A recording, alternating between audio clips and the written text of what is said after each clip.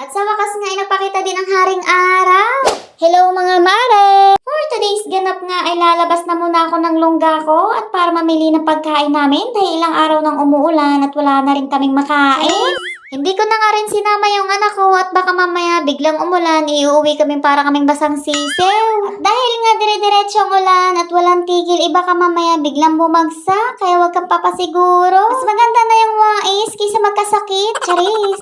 By the way mga mare, nakarating na nga ako sa pupuntahan ko at mamimili na nga muna ako ng aming mga kailangan. Pagkarating ko nga agad na ako kumuha ng basket nang mapuno na. Charis! At kasama ko nga pala yung pinsan ko para tagakuha ng video ko dahil piling vloggeries nga tayo. Kumuha na nga din ako ng tinapay dahil itong tinapay hindi pwedeng mawala sa amin. At kumuha na nga rin ako ng mga madaling lutuin katulad ng mga ito. Iilan nga lang to sa mga pinagkukuha ko dahil ito lang yung madalas kinakain ni